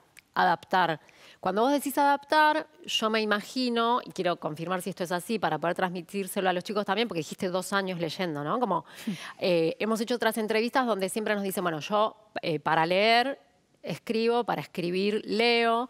En tu caso, esta idea de adaptar a la historieta, ¿nos contás un poco cómo es ese proceso creativo, si se quiere? Porque en algo de esto estamos tratando de proponer a los chicos una actividad puntual que después te puedo contar. Bueno, un gusto. Mira, yo desde joven no leía tanta historieta. Estoy hablando de un chico de 8 o 10 años, ¿no? Sí. Leía mucho adaptaciones. Eso me gustaba mucho en la literatura. Revistas como Paturucito, Intervalo y todo traía muy buenas adaptaciones, con muy buenos dibujantes. Y eso es una de las cosas que me atraía mucho a mí. Ahí empecé un poco el conocimiento de algunas obras. Después, por supuesto, hacia los libros, siendo un poquito más mayor, y la literatura más juvenil y todo. Y eso siempre me quedó. Estoy hablando de 8 o 9 años, estoy hablando del año 50. Chiquito. Claro, chico. Claro, yo nací en el 41, soy un poco joven, pero viste, siempre. Un poco joven. Y me atraía eso. Por eso el tema de la lectura de la historieta no fue tanto la lectura de la historieta. Sí leía, pero leía más ese tipo de cosas. Y siempre me propuse, sin querer tal vez en ese momento, que algún día alguna cosa de esas podría haber hecho, sin pensar todavía que me iba a dedicar a la historieta. Porque yo realmente me dediqué a la historieta cuando tenía ya 16, 17 años, que fui ayudante de estos 2 profesionales, Peña Sosa y Brecha, y con él estudié después ya definitivamente para ser historietista. Pero esta era una idea que venía ya desde hace mucho tiempo. Y lo pude expresar más o menos alrededor del 88, 89, 1988, 1989. Ahí comencé a través de la lectura, que ya venía teniendo mucha lectura con respecto a eso, hacer algo con respecto al... Yo veía que los chicos, y esto no quiere decir que yo influya en eso, pero que los chicos tenían mucho que ver con la forma. Se les mostraba mucha... más, en vez de leer, se les mostraba más cosas para ver. Y yo pensé que realmente, como no se leía mucho y no se lee mucho tampoco, volcar a la historieta, que es un género popular, cuentos de la literatura, conocidos y no tan conocidos los escritores. Claro, como acercarlos. Claro, y eso fue el principio. El principio era leer una historia, un cuento, porque no todos los cuentos son adaptables, evidentemente. Son cuentos que están muy bien escritos, literariamente son buenos, pero no son para adaptar. Por supuesto, eso no fue una tarea bastante complicada, pero como me gustaba el tema, empecé a buscar. Y es simplemente el hecho de leer un cuento y tratar de trasladarlo. Claro. Esa es la idea. De trasladarlo a imagen. Yo lo que te estaba diciendo recién es que nosotros trabajamos sobre 2 de los relatos, cuentos que se publicaron de Héctor Westergel posterior a su desaparición. Uno es Ciencia y otro es Exilio. Y hoy estábamos trabajando un poco con los chicos y las chicas en hacer algo de esto que vos nos contás, que tiene que ver con adaptar o traducir, si quisiéramos usar otro verbo, al mundo de la imagen, que sabemos que es tan importante en tu época y ahora por ahí un poco más, algo de los habitantes de Gelo, ¿no? Como nosotros leímos ahí en Exilio, una descripción que hace un hipotético habitante de Gelo, cómo describe a la persona humana que está allí y qué pistas nos podía ir dando para poder traducir o pensar o imaginar a los habitantes de ese lugar. Entonces está buenísimo que vos nos compartas algo de esto y en particular te preguntaría ¿qué te pasa o cómo es que tomás las descripciones? Porque vos decías, hay algunas que son adaptables y otras que no. Intuyo y te pregunto si tiene que ver con esta carga densa de la descripción que se puede traducir a imagen, lo que hace que se pueda o no se pueda adaptar. No, el tema es el siguiente. Yo lo que hacía era leer el cuento. Si me agradaba el cuento, sí, fue posible trasladarlo en el sentido de que hay cuentos que son literariamente muy buenos, pero en cuanto a llevarlo a imagen, no es tan sencillo. Claro. Porque es una cuestión expresiva. Es difícil, ¿cómo podríamos decir? Que un cuento que realmente por allí te puede interesar, pueda ser posible dibujarlo. Eso es algo que es muy especial. No todo, lamentablemente no todos los cuentos, por buenos que sean, son adaptables. Y tiene mucho que ver con lo que uno tiene como imagen en la cabeza o a medida que va leyendo, cuáles son las imágenes que le va tirando ese cuento. Horacio, nos encantó hablar con vos, aprendimos un montón, te mando un abrazo grande y te agradezco mucho la comunicación. No, por favor, el gusto es mío, gracias. Gracias, Horacio. Chao, Horacio. Y me encantó todo lo que nos transmitió Horacio para pensar, para los que tienen alguna capacidad ilustrativa. Sí, y ¿sabes algo que no se lo quise decir a él, pero cuando dice, y a mí ya en 6º grado me habían dicho, ahí había un maestro o una maestra mirando, claro, que seguramente a este Horacio niño le tiraba el escribir, dibujo. claro. Nosotros solemos decir, le tiraba el dibujo. Dibujaba lindo. Ahí va. Entonces queda esta actividad para que nos compartan después de escuchar a alguien que se dedica a hacer esto, a ver qué puede ayudar a inspirar, imaginar. Esperamos que nos puedan mandar por redes a los habitantes de Gelo. Organicen la descripción, pueden ir primero por las características físicas, luego la personalidad, irme echando con las cosas que hay para imaginar, de modo que nos pueda llegar el relato y si quieren también el dibujo, aquel que se sienta conforme con poder pasarlo a ilustración tal como hace Horacio. Anímense a dibujar, que además son personajes que no conocemos, así que pueden crearlos ustedes mismos, no importa si nos parece lindo o no. Crean un mundo nuevo, lo pueden mandar a @seguimoseducando en Instagram y @seguimoseduc en Twitter. Y nos vamos a ir al recreo, pero antes, ¿se acuerdan que venimos hablando de los cajeros automáticos y de la facilidad que nos dan los cajeros automáticos para hacer algunos trámites que habitualmente si no tenemos que ir a la caja y hacerlos y ahora los bancos no están en condiciones de eso? Pero atención, porque hay otros lugares que pueden servir para eso. Fíjate.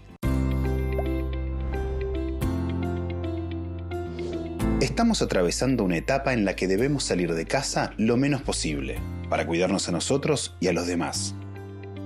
Por eso, es bueno hacer las operaciones de la vida cotidiana de la forma más fácil, rápida y segura posible. ¿Cómo extraer dinero en efectivo del cajero automático? Acércate al cajero del banco más cercano. Podés utilizar cualquiera, sin pagar cargos ni comisiones hasta el 30 de junio del 2020. Introducí tu tarjeta de débito en la ranura. Ingresá el PIN, tu clave compuesta por 4 números. Desde ya, no lo compartas con desconocidos y no la digites en presencia de extraños. Elegí la opción Extracciones/Adelantos. Selecciona el tipo de cuenta, por ejemplo, caja de ahorro en pesos. Elegí el importe que deseas retirar. Si no está en la pantalla, marca otro importe y escribí el monto que quieras. Eso sí, debe ser siempre múltiplo de 100. Por ejemplo, 500, 2.300 o 5.800. Luego, confirma el monto. Recordá que los cajeros tienen la obligación de permitirte extraer hasta 15.000 pesos por día. Si el cajero te solicita tu clave PIL de 3 letras, ingresala seleccionando los grupos que contienen esas letras. Retira el dinero, el comprobante y chequea que se corresponda. Si notas una diferencia o si tu tarjeta es retenida, comunícate por teléfono con tu banco. Ojo, no te olvides de retirar la tarjeta. El cajero suele realizar un sonido y luces para alertarte de que no te la olvides.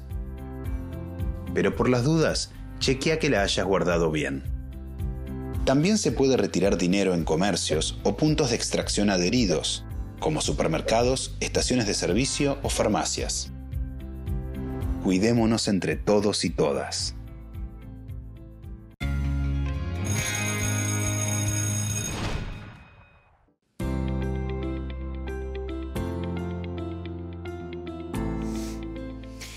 Y del mundo de la ciencia ficción tan repasado esta semana, volvemos a otro tema del que hemos hablado mucho esta semana, volvemos a ciencias sociales y retomamos globalización, Pau. Retomamos globalización. La idea es poder abordar hoy una nueva dimensión dentro de este gran proceso de globalización que vimos que tiene distintas dimensiones, que es la dimensión cultural, si se quiere. Antes, repasemos algunas cositas. Dijimos que la globalización involucraba mucha interdependencia entre los estados.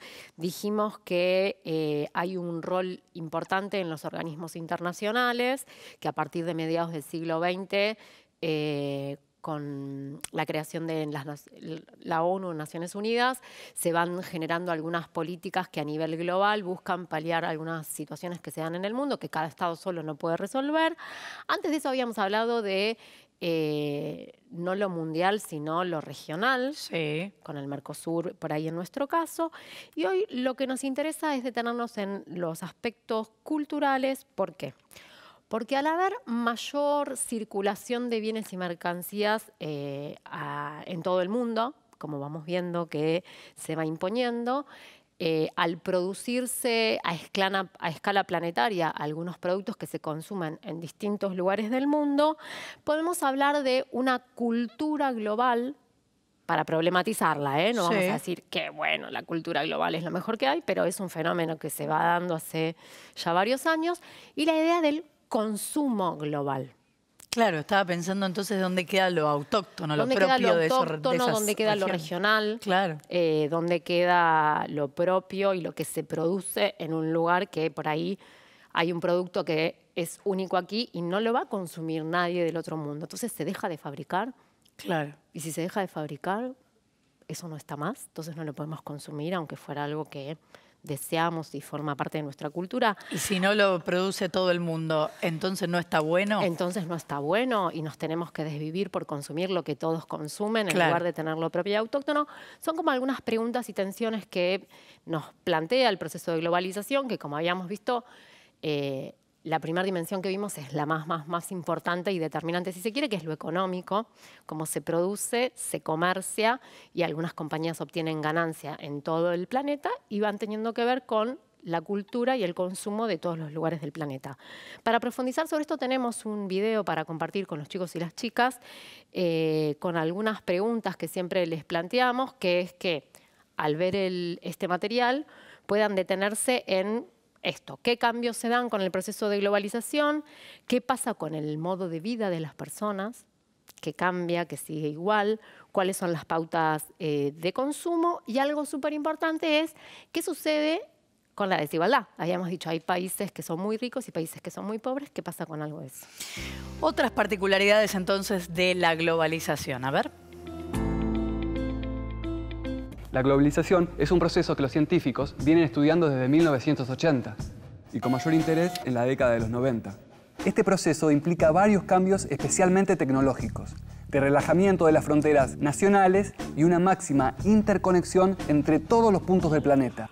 Esta interconexión se manifiesta especialmente en las formas de comunicación, en el comercio, en el transporte de mercancías, en las operaciones financieras, en las migraciones y en cierta tendencia a la homogeneización de pautas de consumo y modos de vida. Claro, como la ropa que la moda nos quiere imponer en todo el mundo, o la música que nos quieren vender y la pasan en todas las radios de todo el mundo. O las cadenas de comida rápida que están acá y están en todos lados del mundo. Claro. ¿Entendés ahora, Lola? Con todo esto de la globalización, la relación entre los países pobres y ricos, que ya eran desiguales, ahora se hicieron mucho más desiguales. ¿Pero cómo se manifiesta? Bueno, en la explotación de los recursos naturales, por ejemplo. Su valor, su explotación, repercuten en todo el mundo y también tienen efectos en lo ambiental. Una guerra, una lluvia o un desastre natural en un lugar del mundo, justamente por la globalización, pueden tener consecuencias en zonas muy alejadas. Bueno, estas particularidades, o por no decir consecuencias, de la globalización. Bien, algo nos decía el material este audiovisual que compartimos con ustedes, chicos, chicas, seguro pudieron tomar nota sobre las preguntas que hicimos. Los científicos vienen estudiándolo como fenómeno desde la década del 80 aproximadamente, estos procesos de globalización, y hay un punto de cambio muy fuerte que a lo mejor no está mencionado, pero que es interesante decirlo, que hay toda una parte del planeta que estaba agrupada en lo que era la Unión Soviética, que imponía alguna idea de lo no unipolar, ¿no? Que no hubiera una sola forma de hacer las cosas, consumir, pensar, construir cultura. En la década del 90, con la caída del muro de Berlín y la desintegración de ese bloque socialista, empieza a imponerse muy fuertemente en todo el mundo lo que tiene que ver con el mercado. Entonces, la idea sería pensar un poco, en este ratito que nos queda de la clase de Ciencias Sociales para trabajar globalización, algo referido al comercio mundial.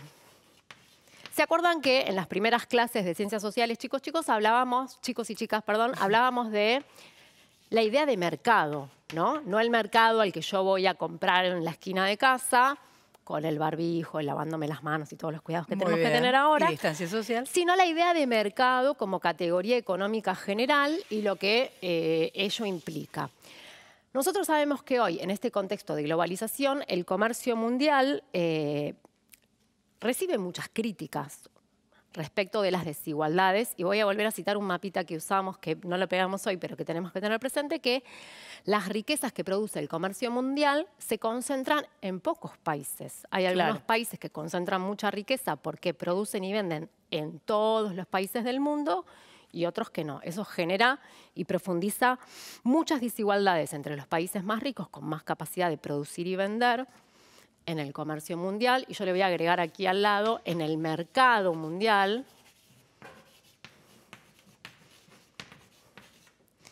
como una entidad o una idea, si queremos, abstracta, que es donde circula todas las mercaderías que a cambio de dinero se producen y comercian a lo largo del mundo, y producen cierto, vamos a decir, desequilibrio económico, pero también social y ecológico, ¿sí? Hay algo del comercio mundial y el mercado mundial que recibe críticas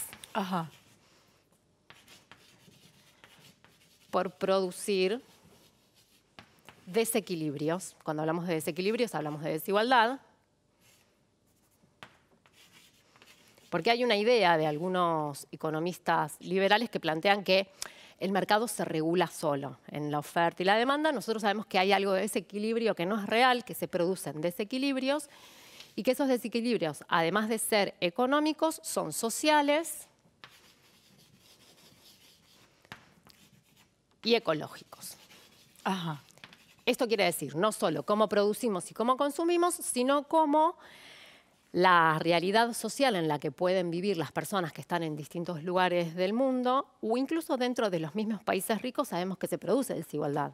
No todos acceden a las riquezas de esos países ricos, y hay sectores sociales muy pobres dentro de países muy ricos. Es bastante complejo el tema, pero aparece algo de esto. ¿Se acuerdan que cuando empezamos a trabajar la globalización, chicos, chicas, los invitamos a recorrer la casa y ver en las cosas si dice hecho en dónde, ¿no? Por ejemplo, este tiene CE, Comunidad Europea. De cuando la Unión Europea se llamaba así. A veces no dice hecho, sino made in. Exactamente. ¿No? Si nosotros pudiéramos ir a buscar los diferentes objetos que sabemos que no están fabricados o que sí están fabricados en el país, podemos ver dónde están hechos. Si la mayoría de las cosas que se producen no están producidas en mi país, ¿qué pasa con los productores de mi país? Claro. Es una pregunta interesante que nos lleva a pensar en estas cuestiones de la desigualdad y de los desequilibrios que se producen muchas veces cuando hay desarrollo tecnológico y productivo muy, muy grande en algunos lugares y en otros no. Por ejemplo, si nosotros podemos importar, quiere decir traer de afuera, muchos de estos objetos electrónicos que se fabrican en otros lugares, y aquí no se fabrican, esa industria que desarrolla eso no tiene puestos de trabajo, entonces esos trabajadores no tienen los ingresos, entonces tampoco pueden consumir, aunque las cosas se traigan baratas.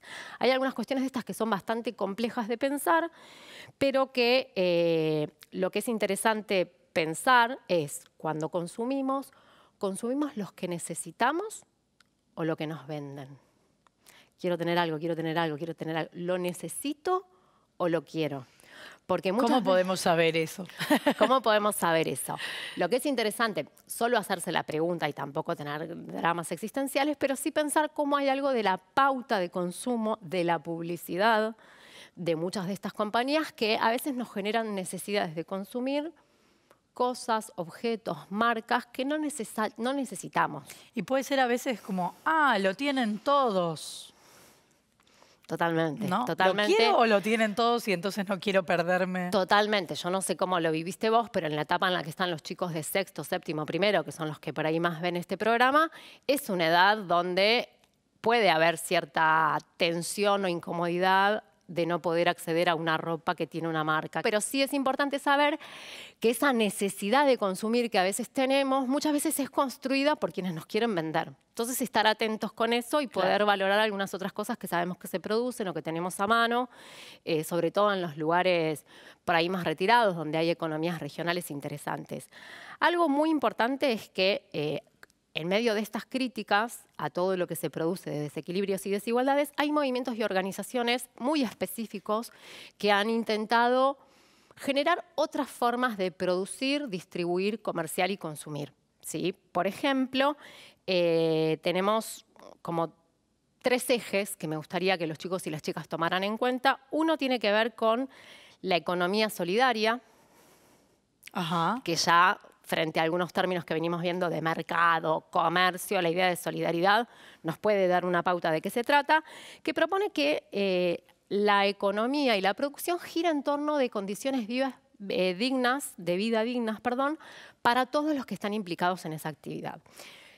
Sin especulación, sin obtener grandes ganancias, sino poder garantizar el trabajo para producir algo que alguien consuma y hacerlo en condiciones que sean saludables y dignas para todos los que están involucrados en esa cadena. Claro, como que no siempre se trata de la necesidad de uno o las ganas de consumir, sino de contribuir a una economía que nos ayude a todos, digamos. Totalmente, valorando especialmente el trabajo. Claro. ¿No? Después, esto como primer eje, si quisiéramos enumerarlo, no tengo ganas de borrar acá para que esto no se pierda, pero podemos pensar como respuestas a estas críticas. Una, la economía solidaria. ¿Tenemos una placa de la economía solidaria? Me parece que sí. Tenemos una placa, si querés, vamos repasando mientras anotas en el pizarrón, porque ¿qué dice?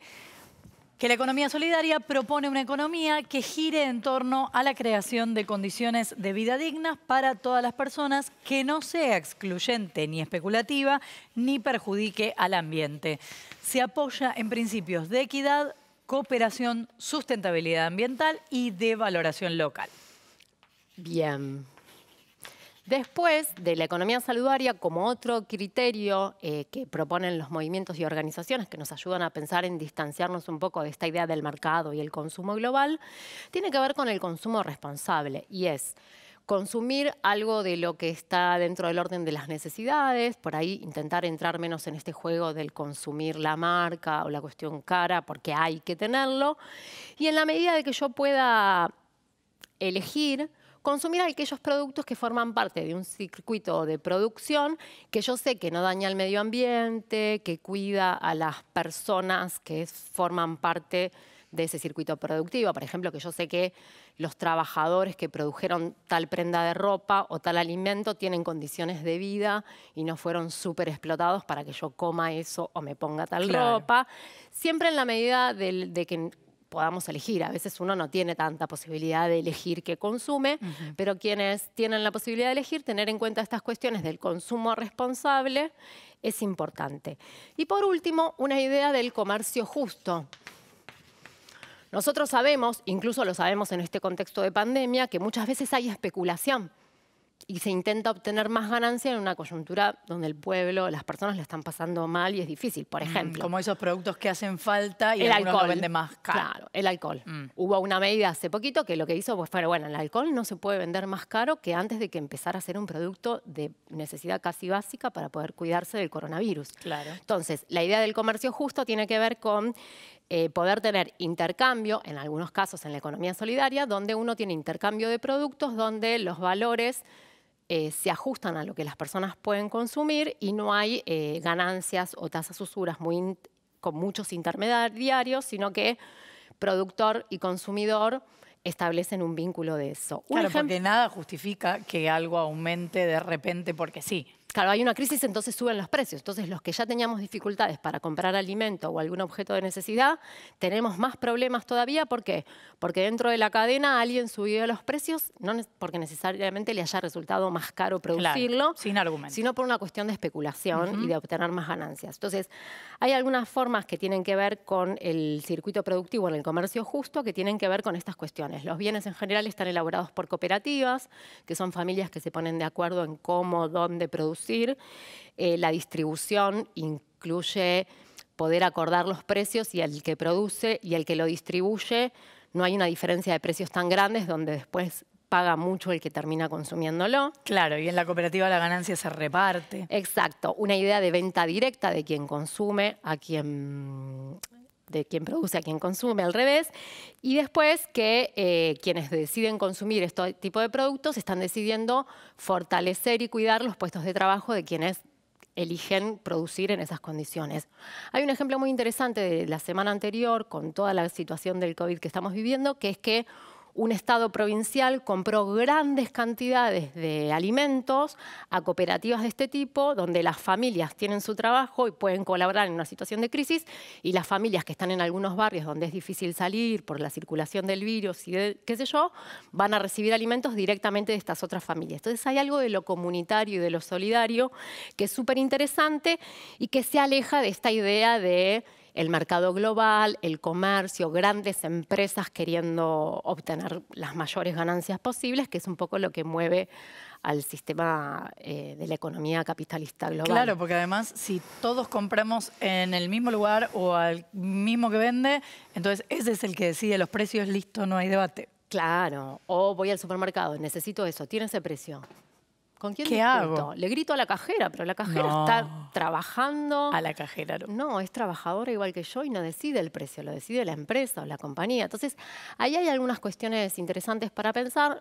Para cerrar por ahí el encuentro de hoy, lo que les queremos proponer es que piensen ustedes cómo se llevan con esta idea de consumir en esta cultura global, si les tira mucho el querer tener lo que tienen todos o lo que capaz no llego a comprarlo, pero junto y me esfuerzo mucho, mucho para tener eso que es lo que hay que tener, o no, o se distinguen de eso y gustan de consumir cosas que se producen en los lugares en los que ustedes están.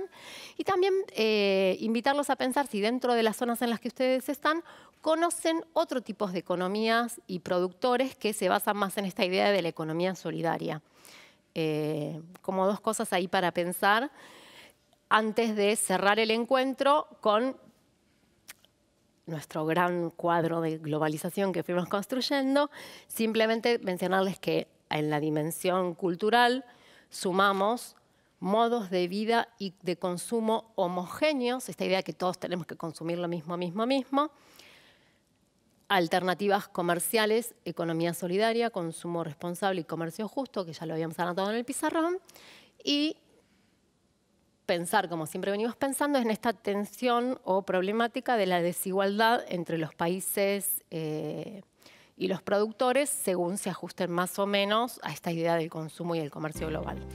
Una clase que nos deja pensando entonces, y si vos querés más información, si querés encontrar algo más sobre este tema o la misma clase, www.seguimoseducando.gov.ar, vos ya sabés que por ahí podés navegar sin necesidad de datos, así que podés estar todo el tiempo que quieras. Nos vamos al recreo un ratito y ya venimos.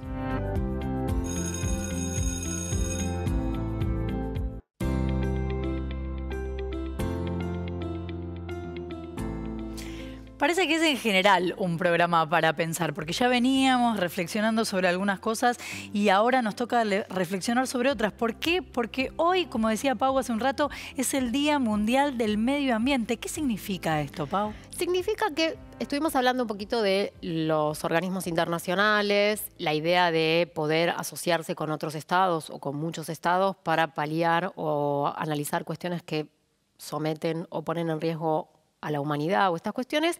El 5 de junio de 1972, en el marco de Naciones Unidas, se dio o se inaugura un trabajo que se viene haciendo muy regularmente en la conferencia de Estocolmo, donde se abordan cuestiones ambientales. Por eso hoy 5 de junio nos tomamos un ratito para pensar en estas cuestiones. Y retomando algo de lo que trabajábamos recién respecto de la globalización y la forma de comercial, Hay mucha actividad industrial que produce desechos y hace que los seres humanos nos relacionemos con nuestro planeta complejamente.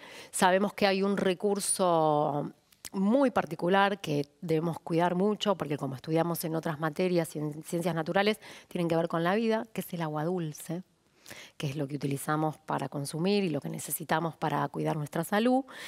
Por eso queríamos trabajar hoy respecto de un caso emblemático, histórico, que es el Riachuelo, que es un río que sabemos que circunda la ciudad de Buenos Aires, que atraviesa 14 municipios.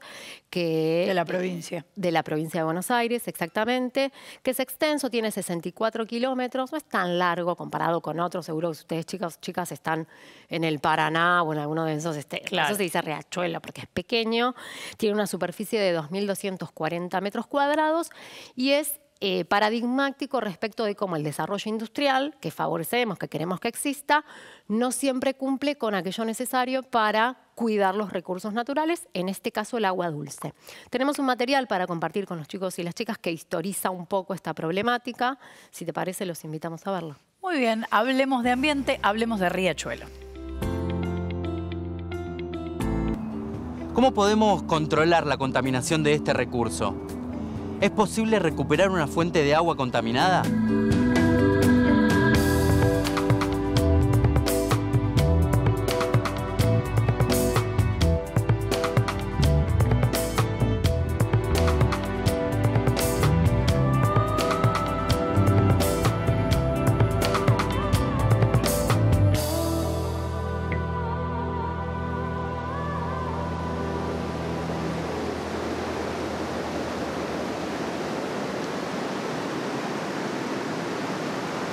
Cuando uno sale de la ciudad, respira aire puro, fresco. Y cuando se acerca a un río como este, valora lo que es tener agua pura, resguardada de cualquier maltrato. En los lugares donde casi nada fue alterado y el agua es cristalina, la fauna y la flora viven en perfecta armonía.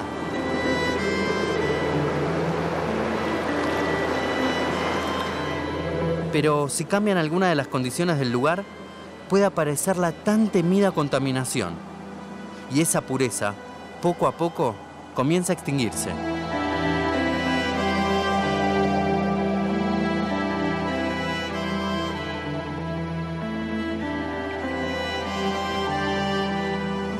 Donde aparece la contaminación, todo se transforma. Y esto no es solamente nocivo para la naturaleza, sino también para los seres humanos.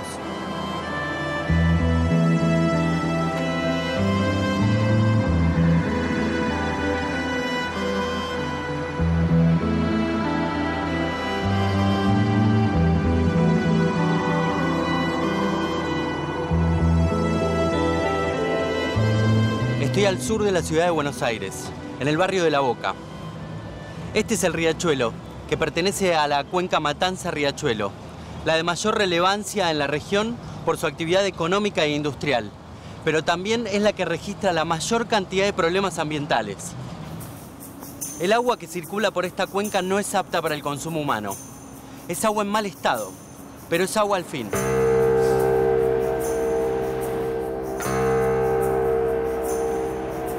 Hasta acá llega periódicamente un grupo de personas que se dedica a limpiar toda la basura que se junta.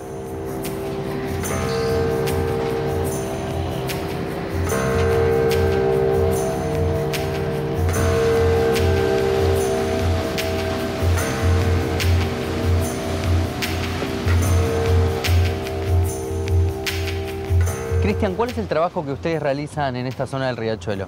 Bueno, hoy por hoy lo que estamos haciendo es retirar todos los residuos sólidos y semisólidos del espejo de agua por medio de barreras de contención. Cuando vos me decís barreras, ¿a qué te referís? ¿Qué es lo que son? Las barreras tienen un flotador con un faldón, aproximadamente eso se hunde 1 metro y retiene todos los residuos que vienen sobrenadando por el espejo de agua.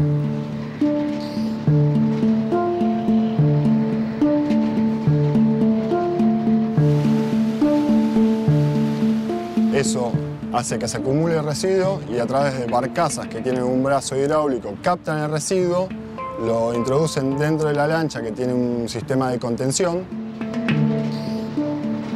Ese residuo después es depositado en un camión volcador para que lo disponga en relleno sanitario o en planta de transferencia. ¿Hay una cantidad estimada de basura que se retira mensualmente, día a día? No sé si lo tienen medido. Sí, retiramos aproximadamente entre 400 y 500 toneladas mensuales. ¿Qué es lo que suelen recolectar? ¿Qué es lo que podemos encontrar si nos situamos cerca de esos puntos? Bueno, hoy por hoy estamos recolectando lo que es residuo sólido urbano y residuo semisólido. Lo que notás es básicamente lo que uno genera en su casa. Tenemos 6 puntos de barrera y la idea es llevarla a 18 puntos de barrera y tener más equipamiento como para ir a recolectar esos residuos mucho antes. Digamos, de ir a buscarla a otro punto y que no llegue hasta acá. Exactamente, tratar de ir a buscarla al inicio, digamos.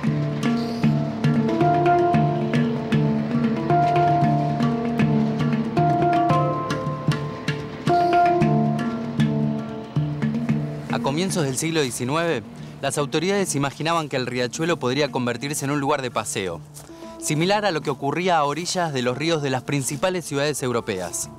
Pero al mismo tiempo, se proyectó como el lugar perfecto para el desarrollo de industrias, como la petroquímica, la frigorífica y la curtiembre.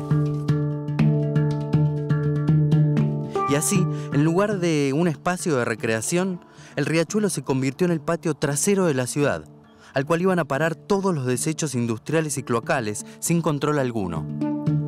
A lo largo de 2 siglos, fueron muchos los planes que se anunciaron para limpiar la cuenca, planes que nunca se concretaron. Y como vos decías, Pau, es emblemático el riachuelo para esto. Es emblemático, está bueno recordar con vos, Flor, y con los chicos y chicas, que en el 2008 hubo un fallo histórico donde la Corte Suprema de Justicia insta a todos los gobiernos que están involucrados en ver cómo resolver este emblema, que son la Ciudad de Buenos Aires, el Estado Nacional, por supuesto, y el Estado Provincial, porque como veníamos viendo es una cuenca que tiene que ver con el riachuelo, insta a intentar resolver este problema. Ha habido algunas acciones a partir de este fallo histórico, pero todavía queda mucho por trabajar para cuidar este recurso tan importante que es el agua dulce, que tiene que ver con la salud y con el desarrollo de la vida en general. Los invitamos entonces, chicos, chicas, a pensar en estas cuestiones, en pensar en las acciones que ustedes llevan adelante. Es importante que todos nos involucremos. Los gobiernos, las industrias tienen mucha más responsabilidad que las personas individuales, por supuesto, pero no está de más invitarlos a ustedes a que piensen qué hacen para cuidar este recurso tan importante que es el agua dulce en el Día del Ambiente. Claro, porque a veces da la sensación de que nosotros nada que ver, como que hay que ocuparse. No, nosotros también, cada uno de nosotros puede hacer una diferencia. Pau, qué día intenso que tuvimos, qué semana intensa en realidad. Un montón de temas. ¿Es momento de leer, un momento de escuchar un cuento? Leer, sí. Nos vamos acomodando para ir cerrando esta semana entonces. Mientras me acomodo, los invito, como siempre, chicos y chicas, a poder crear. Leí algo interesante, Flor, estos días, que es leer es una forma de estar afuera estando adentro. Me gusta. ¿No? Como algo de poder irse de la realidad en la que uno está, en la convivencia y el aislamiento. Está bueno pensarlo de ese modo. Nos vamos un poquito a otro mundo. Estar afuera estando adentro. Bien. Creo que la invitación hoy puede ser un poco esa. Ok, ahí vamos. Recuerden todo el material que tengan en casa para leer y las redes del Plan Nacional de Lecturas como un ámbito súper importante para poder recoger materiales que vamos proponiendo con esto de estar afuera estando adentro. ¿Y con qué vamos afuera? Hoy afuera y a otro lado. Algo trabajamos de las variedades del lenguaje y elegí este libro para poder pensar un poquito en eso y alejarnos de la Ciudad de Buenos Aires, que si no estamos muy porteños centrados. Vamos a leer La Creciente de Juan Carlos Dávalos, que es un autor de Villa San Lorenzo, Salta, así que ahí vamos para el NOE, seguro van a reconocer algo de esta narrativa. Nació en 1887 y murió en 1959, poeta, narrador, y es una figura muy reconocida en el lugar, seguro que si nos están viendo en Salta lo reconocen, de esta colección del Ministerio de Educación de hace algunos años. Se llama La Creciente y dice así. Don Ventura Perdigones era un gallego verdulero que vivía en Salta. Desde Vaqueros, donde tenía su hortaliza, llevaba todas las mañanas al pueblo una arganada, de verduras frescas para vender por las calles. Vaqueros es un lugar que dista 2 leguas de la ciudad y está situado en el margen izquierdo del río de ese nombre. Y digo río porque se llama así en mi tierra, mal que le pese al estricto sentido del vocablo, lo que en invierno apenas parecen arroyos apacibles y en verano se tornan con las lluvias en formidables avalanchas de barro y piedra. Una mañana venía el Vaqueros por demás crecido, como dice la gente de la provincia. La noche anterior había caído una tormenta en los cerros y con tumultuoso estrépito las turbias aguas arrastraban gruesos troncos y pesados pedrones. A lo largo de la orilla, numeroso paisanaje a caballo esperaba que pasase lo recio de la crecida para poder atravesarlo. Perdigones, encaramado a su asno, estaba allí, con las zárganas repletas de repollo y de lechugas. Quería pasar cuanto antes, sin atender a los consejos de algunos que le señalaban que había mucho peligro, y porfiadamente taloneaba con su bestia y se paraba en los estribos a ver por dónde se lanzaría. Y Perdigones que sí, y el jumento que no. Bruto y hombre pugnaban por hacer cada cual su gusto, con grande regocijo y mofa de los presentes. «No dentre, don Ventura, mire que la creciente lo va a trapear», decía uno. «¿De ande lo van a convencer si este gallego es más porfiado que una clueca?», gritaba otro. «Asojítese bien, no sea que se pierda los yolis», vociferaba un tercero. «Vaya, vaya, hombre», contestaba Perdigones. «Paréceme a mí que no hay motivo para tanta laraca. Por lo que es a mí no me gana», decía del asno y lo molía de firme. Al fin triunfó Perdigones. Si bien más le valiera no haber triunfado, porque zamparse el burro, desquiciarse en la montura a los yolis y hacerse una balumba de hombre y bestia, riatas y verduras, todo fue uno.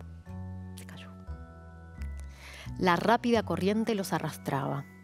Los gauchos armaron al punto sus lazos y se los arrojaron al infeliz de don Ventura, que a manotones y zambullidas y vueltas de carnero en medio del agua, ni pudo ni atinó con los auxilios. Porfiado. Se metió al agua con el río crecido igual y se lo llevó. Pero me gustó que nos llevaras a Salta un ratito. Sí. Y los que están en Salta les debe haber gustado también. A veces no soy tan buena leyendo expresiones que no son de la variedad de la lengua que yo uso, pero me defiendo. Bueno, buen fin de semana entonces para todos ustedes. Buen fin de semana para vos, Pau. Y nos reencontramos el lunes. Sí, cuídense mucho, mucho, mucho, mucho. Que es época de cuidarse. Eso, los consejos de la profe. Chao, hasta el lunes.